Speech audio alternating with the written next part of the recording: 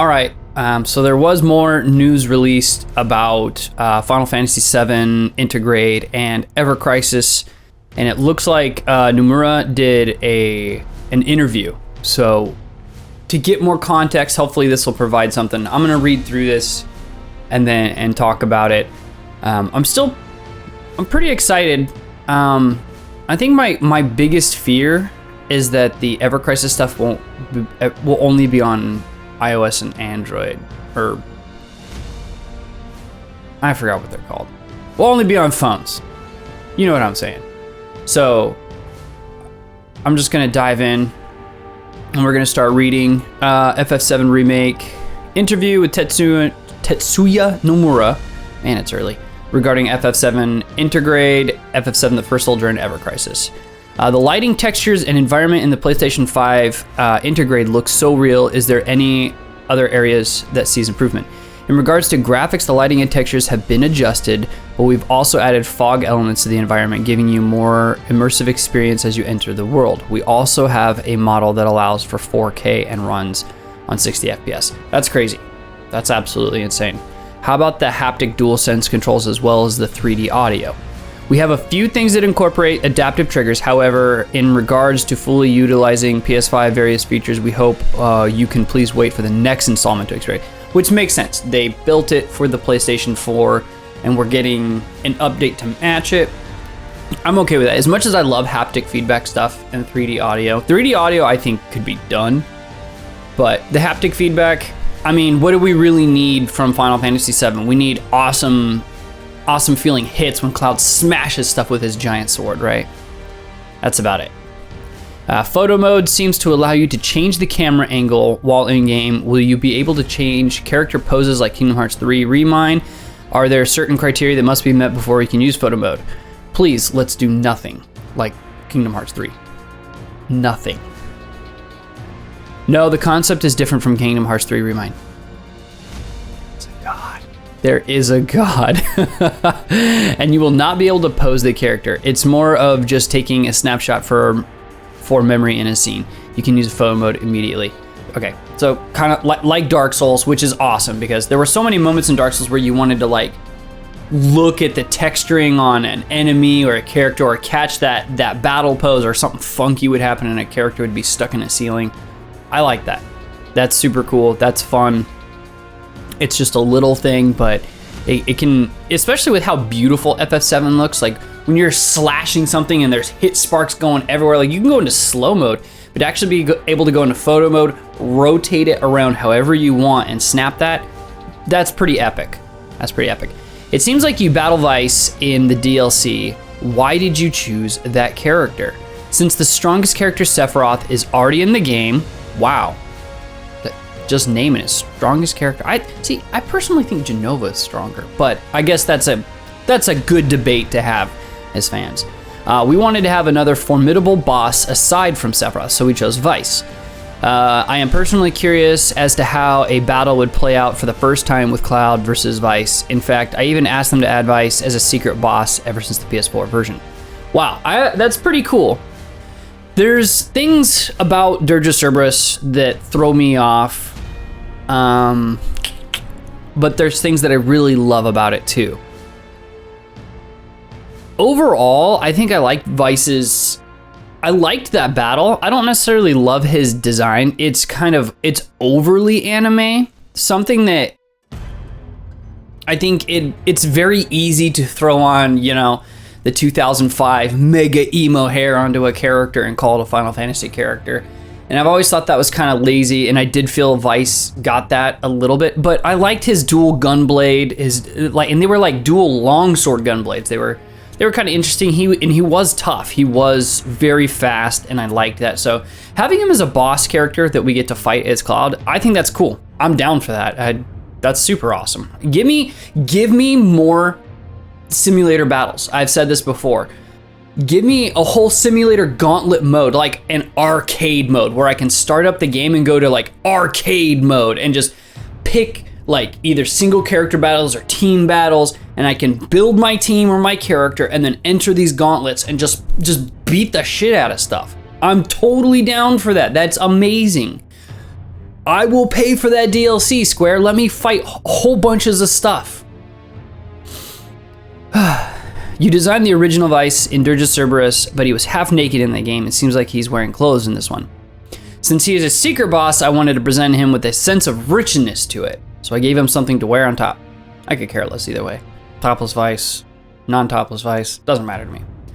It seems like the Battle of Vice is done in Shinra's battle simulator. Will he be present in other parts of the story as well? What will his battle be like? I don't think they can say that, yeah. In regards to details about Vice, all I can say is please wait for more information. Yeah, you don't want to spoil everything. I doubt we'll see him more. Although, I mean, we did see Deep Ground, which is... I'm wondering if that scene with the Deep Ground coming after them is just Yuffie and her friend doing, what is his name, Sonon? If that's just them in a simulator type thing training for their mission. And that's why it seems so like out of the blue. I don't know, because I doubt that you would bring Deep Ground this early in for any reason. It seems like, oh, I already read that. There will be a new boss character in the DLC, but that character is going to be different than Vice, such as another character from the compilation, perhaps. The new boss character in the Yuffie DLC story is different than Vice. As for who else will appear aside from Vice, please wait for more information to find out. Okay, well, and see, that's good. That's good. I don't think he should be a part of the story. I know that technically he is canon, but leave him be where he's at, right? I don't want them to just Kingdom Hearts this thing and pull every character from every timeline and have them to throw them in every game and try to find a way to make, because it gets so overcrowded and the writing just, it doesn't come through well. And while I think the character has his place, it needs to be in Dirge of Cerberus in that time frame, and that's it. What kind of character is the new character Sonon? In FF7 Remake, we briefly touched upon the topic that Barrett's Avalanche and other Avalanche are two separate groups. Yuffie actually came to Midgar for materia, but she gets involved on a mission with other Avalanche group. Basically, Cloud, Barrett, and company are doing their own thing with their Avalanche group, while Yuffie and others are doing theirs separately. That's the basic gist of the story. That's cool. That's cool. I'm okay with that. I love Yuffie. I love Final Fantasy VII. Where's my damn Kate Sith DLC? I want giant Unga Bunga Moogles smashing people's faces in. Come on. Give me more, Square. I like that she's teaming up with the other Avalanche. I mean, it makes sense. She hates Shinra, so why wouldn't she, go to the enemy of her enemy for that? And if it gives us cool DLC. The Sonon guy, it's weird. It feels like he's out of Neo or something. Not that I'm opposed to that. It's just different. I've never seen that. And it has a totally different feel from FF7 because normally we're used to Cloud and Tifa who come from Nibelheim. That's kind of like the two real most central characters, in my opinion. And now we're coming from Yuffie's perspective from Wutai, which is totally different, culture and design. And I like that. I think that's cool. I think that's amazing. I think that can help enrich the experience overall. Yuffie and Sonon have a joint battle together. What kind of battle is it? The battle system will be slightly different than FF7 Remake, and you will not be able to control Sonon. The player will control Yuffie in battle instead. In the tactical mode, you will be able to give commands to him, though. As for new gameplay elements, Yuffie and Sonon will be able to battle together. I hope you enjoy this slightly different battle system compared to FF7 Remake. I'm okay with that. That doesn't bother me. I like the team attacks. I just really hope that, and this isn't a make or break, right? This is not make or break.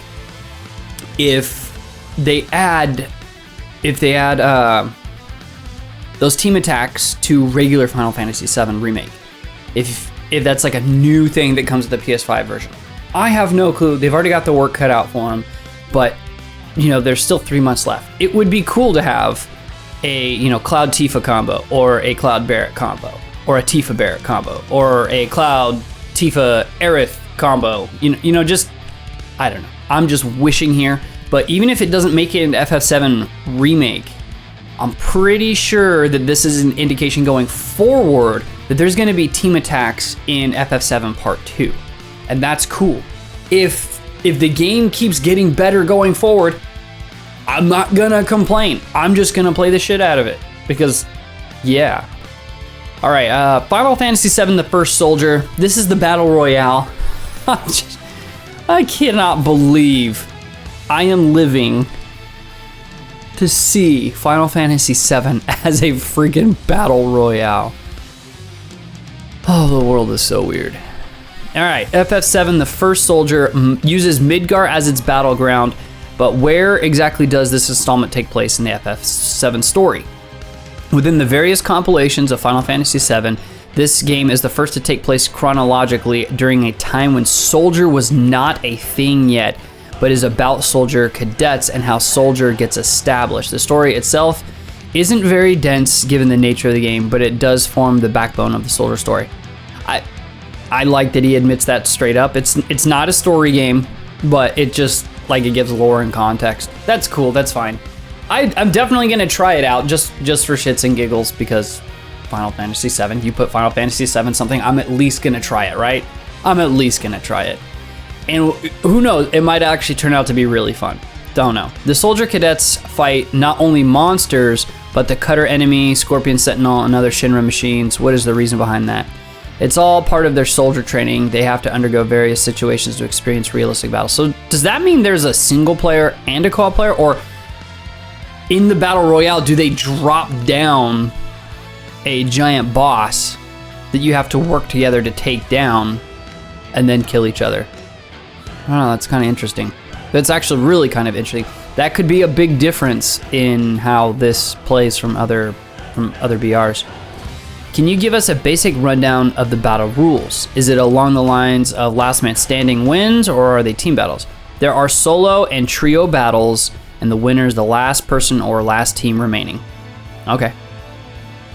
Since this game is a battle royale type with RPG elements, there might be some who are worried about picking up the game as it might not be geared for gamers who are used to that style.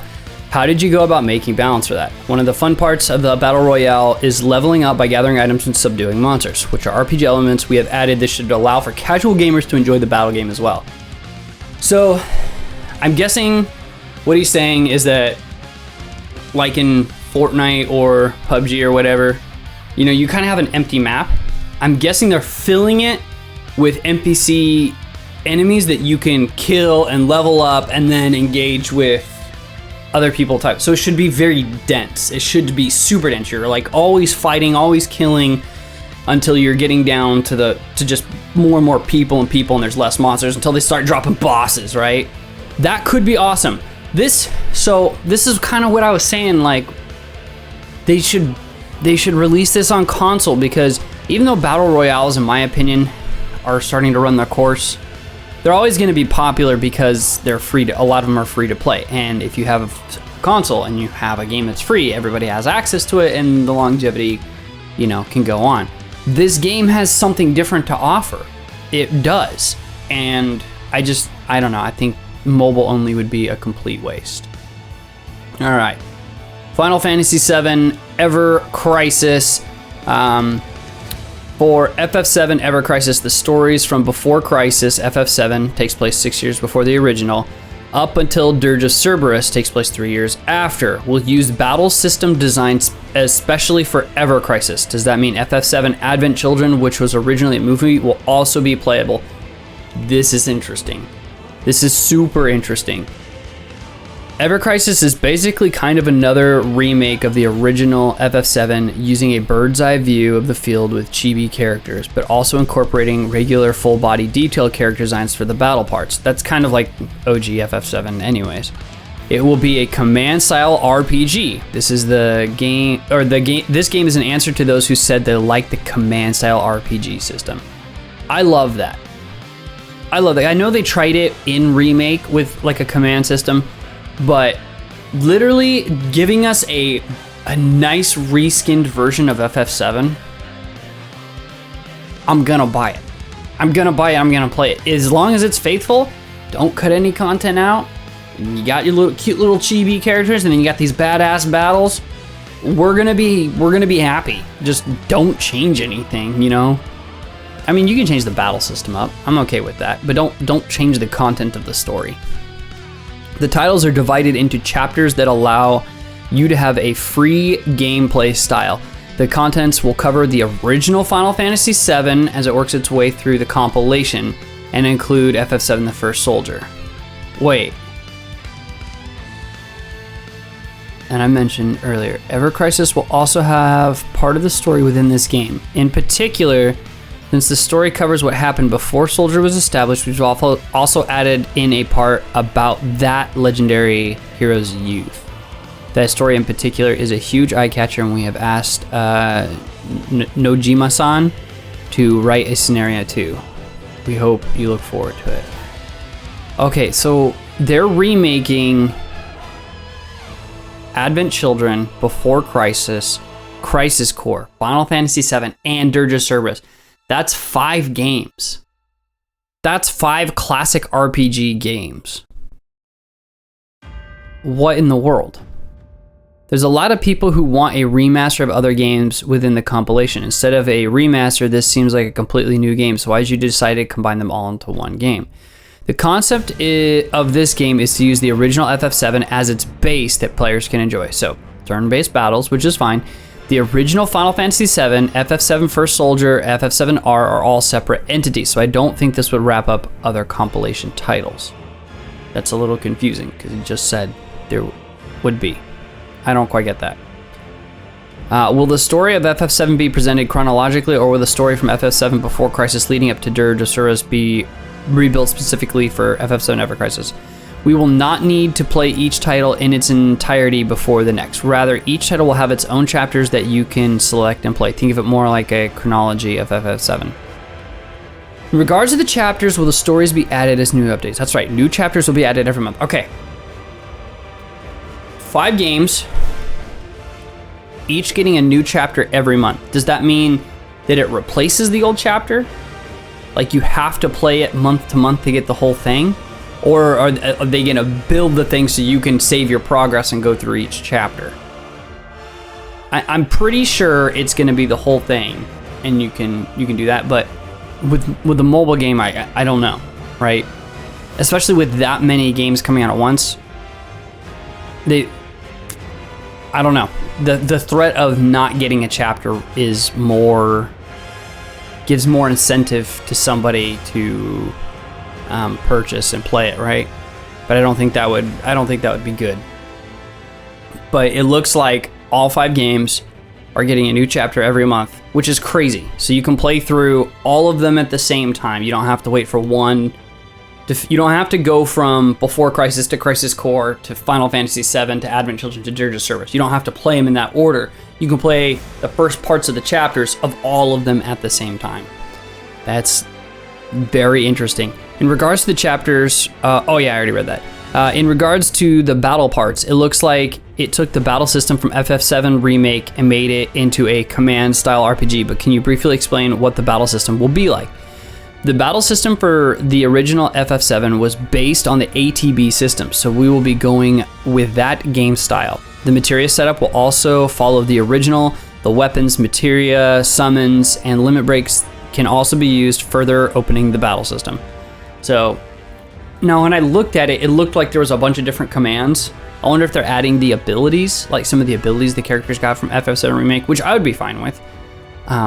But yeah, I kind of hope it feels like classic FF7 in that regard.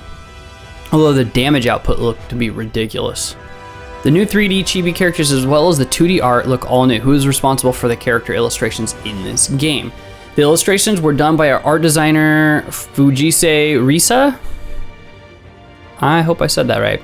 We originally wanted everything to be done with 3D, but then in order to maximize the presentation of the original game's atmosphere, this presented quite a few problems. We considered asking someone within the FF7 staff to do character designs, but we all carried heavy workloads already. Thankfully at the time, Fujise came to us for some avatar design checks on a new project, and when we looked at her art, we thought, hey, wouldn't this style also fit the game? Even though Fujise was part of the team on another title I was involved in, we asked her to join the Ever Crisis one.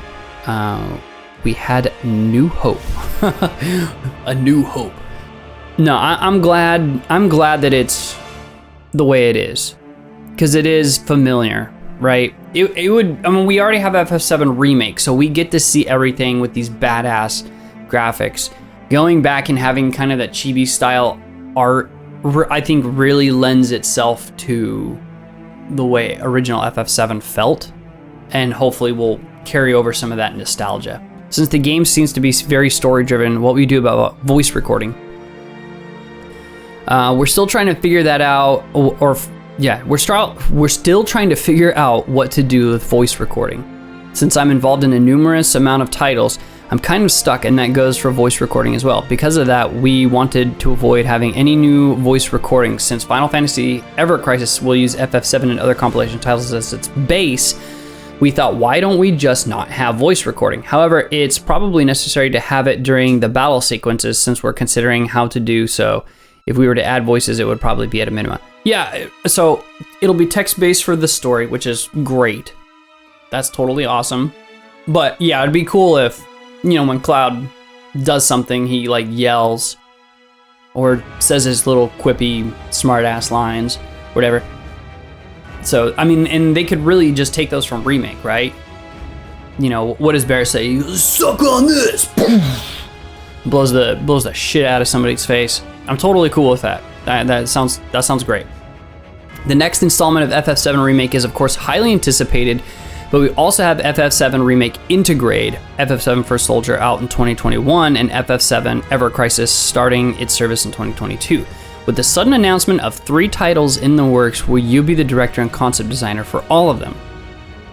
Okay, this is a little important. Although we announced 3 different FF7 titles at this time, as I mentioned earlier, I have an unprecedented amount of work right now. Since we already have FF7 Remake as the base game to work on, as well as understand what types of improvements to incorporate, the next FF7 Remake installment will be directed by Hamaguchi, the co-director of FF7 Remake. I will carry forth as the creative director for FF7 Remake as well as mobile games. However, this won't change my basic involvement with the work, so I hope for your continued support. So basically he's creatively doing stuff and Hamaguchi is hands-on, which he was the co-director anyway. So he's just taking a slight lateral step because he's got so much stuff to do, but the team's not changing. So whatever. FF7 Remake worked, and it worked well. So let's continue. Since your work with FF7 titles will not change much, you're also focusing on other titles too. We look forward to seeing those. With the announcements of 3 new titles, can you please say a few words to fans who are anticipating the next FF7 Remake installment? In order to make the game compatible with PS5, there's a lot of things happening in all directions that we had to sort through. However, our staff are incredibly dedicated and made it in a very timely manner. We would like you to first enjoy FF7 Intergrade. In regards to the title Intergrade, FF7 was called FF7 International for improved overseas version, so it pays homage to the original title. The word Intergrade as the meaning of being a middle, which serves as a midway point between FF7 Remake and the next installment. It also means to move, which is a nod to moving to a new PS5 system into the next installment. That's Nomura for you.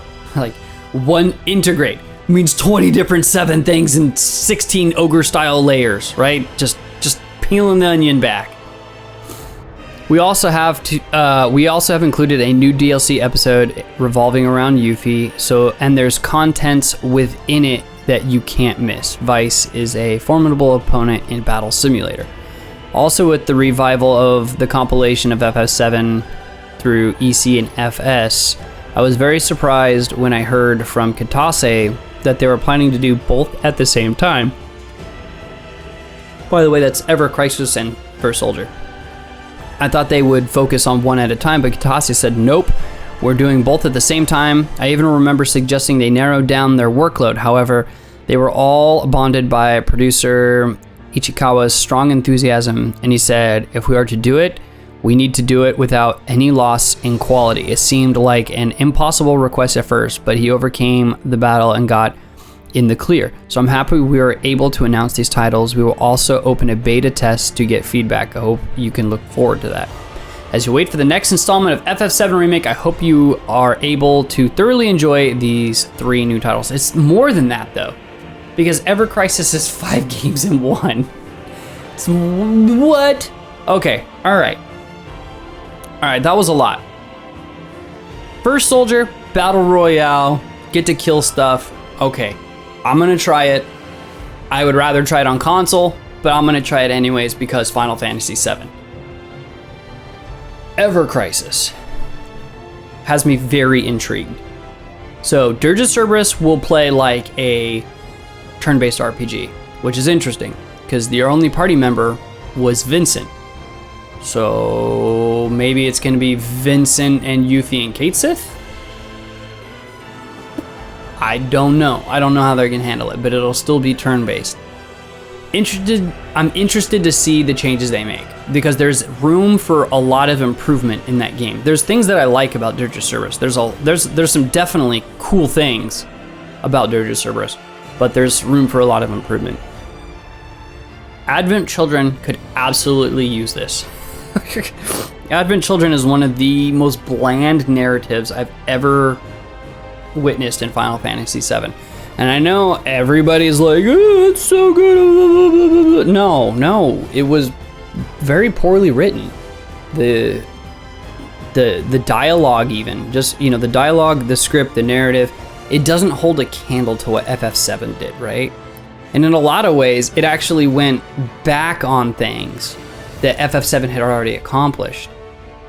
So, Advent Children being turned into a game gives a lot of room to improve upon Kadaj, Yazoo, and Laz.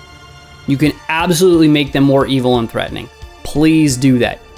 Please make them actually formidable and with a lasting consequence, because there was no consequence for them in Advent Children. You know, it felt like they were just brats. That's it, brats. Just brats. You know, that's not threatening, especially when you're supposed to be an ambassador for Sephiroth. You should be a nightmare. That didn't come across at all in that movie. They could do more with Cloud and his delivery service. You could do more with, Barrett looking for, you know, a new energy source, you know, the oil energy source instead of the Mako. You could do quite a bit with a lot of the characters. But mostly you could improve upon that story. I wonder how they'll handle if Sephiroth just comes back and is the last boss. I mean, that could work. That could work. I really would like them to do more with Jenova and Advent Children, to be perfectly honest. Jenova is the center of the entire story.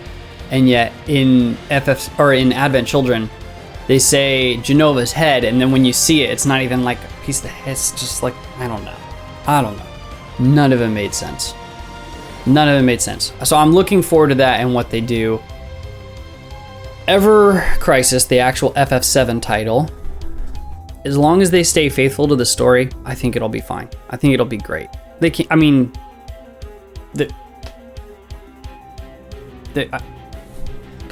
already proven that they can make interesting combat, right? All they need to do is stay faithful.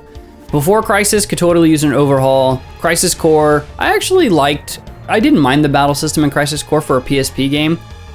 As a turn-based RPG, sure, I could get down with that.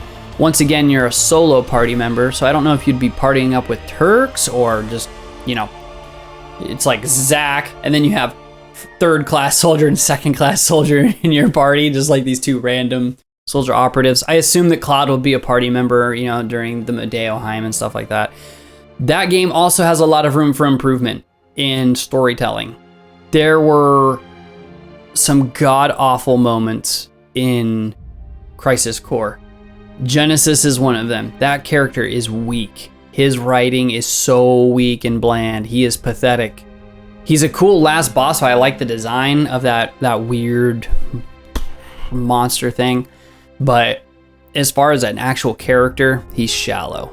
He is not well developed. So that could happen. Get rid of the oversaturated Loveless reading. I don't mind that he references Loveless, but come on, like, let's keep it realistic. Angeal needs a heavy amount of rewriting. Director Lazard needs rewriting. Sung even needs to be rewritten. But that's the nice thing, at least for the Shinra elements of this, it should be fine. Because in FF7 Remake, Shinra was awesome. Rufus was awesome, Reno was awesome, Rude was awesome, Sung was awesome. They were dope. They were hardcore, they were bad to the bone, and that's how they should be. And so I hope that is presented in these things going forth, especially in Crisis Core, and especially in FF7 Ever Crisis, and Advent Children. And Advent Children, I don't want them to be as buddy-buddy with Cloud as they were in the movie. That was a little disappointing. I don't mind that they work together because they've done that in FF7, but the Turks need to stay bad to the bone, right? In FF7 Remake, when the helicopter crashes and you're fighting Reno and Rude up on the top plate, that is knuckin' futs. Yes, absolutely. Well, I can't censor that. It was knuckin' futs. So let's go with that. Anyways, I'm interested to hear what you guys think. If you're excited, what you want, there's, what, 7 new things coming out? 5 Ever Crisis games, First Soldier, and Integrate. So, cool. And also, most excited for FF7 Remake Part 2. Thank you, Square, for giving us something to hold us over until then. As always, guys, hold fast, stay strong, be good to yourselves, and I will see you guys later.